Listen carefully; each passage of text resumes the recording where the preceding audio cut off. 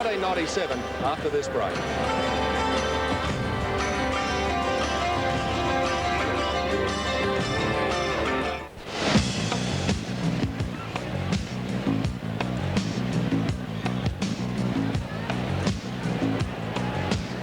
Trainer Bill Mitchell there, very intent on his race. Won well by Tri-Cove Thu. So, here is our ritual, it must seem to you, if you don't watch the races very often, but it has to be done. The jocks weigh in with the gear, and then Mr. Gleeson will give us correct weight, which he looks like he's about to do. There it is, and that means dividends are available for race 7, the Sutcliffe Stakes. Please, Danny. $19 is the win dividend for Tri-Cove Tim, and $5.20 for the place. A Blue Blood, $2.80. Our Savant at $8.60. The Quinella, $132.50. A trifecta of $7,633.90. The running double returns $56.10. The Exacta, $195. Running double, $56.10 as on screen. The daily double, 2 and 4, $78.50. And the quaddie pays $545 even. 4-1-12 on race 7. Thank you, Dan. Good result if you're on that, that's for sure. Now on the mounting yard lawn, Rob Gaylard is ready for the presentation. Thank you, Jim. Ladies and gentlemen, the Sutcliffe Interior Stakes have been great sponsors over the VRC Carnival for many years. Mr. R.M. Fitzroy representing the VRC here today, with Mr. Jeff Sutcliffe, the Managing Director of Sutcliffe Interiors, to begin our presentation. Thank you, Rob. You do a great job here every year and you support us well. Thank you. Ladies and gentlemen, Mr. Chairman, Tri-Cove ran a fantastic race to win the Sutcliffe Stakes. It was a great ride. The owners aren't here with us today, and Mr. Bill Mitchell, the trainer, who did a great job with the horse, and Shane Dye are both going to win this fantastic office chair.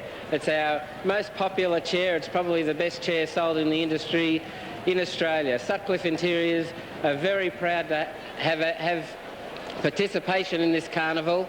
We really enjoy it. Our clients come along and enjoy the week, and it's just a fabulous time. Thanks to the VRC for supporting us here and giving us the opportunity. And thanks Channel 10 for covering it as well. We're having a great day, and I hope you all are too. Thanks a lot.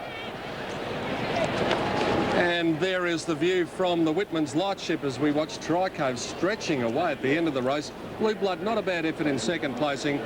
And third home was Our Savant in the blue with the gold spots. But that's a one-horse race at the end. I like the way he ended off his race there, Jen. Yes, it was a very, very good performance there. And he went into that race. His form hadn't been all that bad. I didn't think it was the worst. But anyone who has backed him, they've got the dividend. Just as we look at the totes for the last, a couple of riding details to impart to you. Brent Stanley rides number 9, Past Master, replacing Darren Beedman.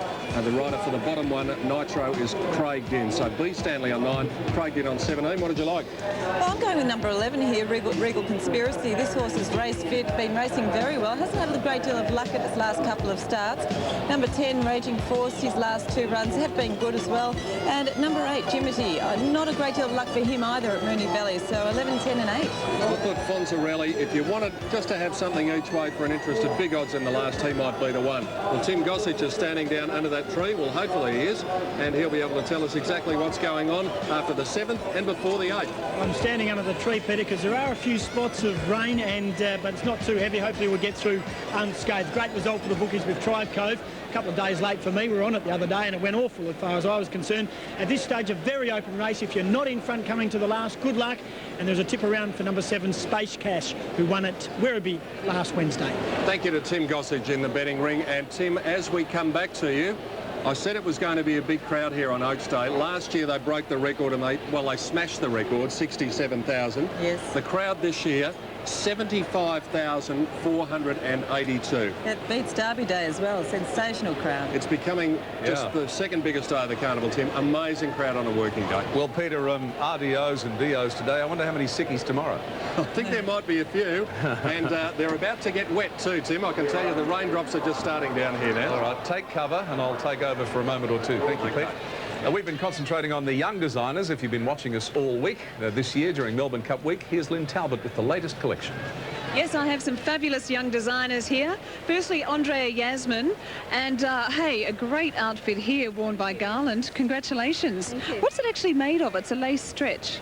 It's a lace stretch, which is very simple in the design, with a contrasting jacket in the cocoa, and it just simply flatters the body and just looks fantastic the way it is. It does. Now your theory behind fashion design is flattering the human form, the female form especially. Exactly. And this is a good example of the work that I do. It certainly is, and the hat has been married with that beautifully. And on this side we have another fashion designer who's making inroads into international scene as well. It's Victoria Loftus, and this number is modelled by Rebecca. Fantastic hat as well. Now, can you tell us about it? Yes, actually made by a fabulous Melbourne milliner. Her name is Louise McDonald, and it's actually made from original 1930s raffia. It's beautiful. And tell us about the outfit. It's stunning. Rebecca's dress is made from a very heavyweight silk georgette, which I imported from overseas, and the ribbon inserts are from organdy, and it's just trimmed off with a very subtle lace trimming. And it's nice to wear, Rebecca, is it? Gorgeous, absolutely. Perfect day for it, although I do think that there's the odd spot of rain starting to happen down here, Tim. Oh, we can cope. Probably might cool things down a bit. Thank you, Lynn. We'll take a short break from Flemington. When we come back, we'll speak to the owner of Kensington Palace, David Haynes.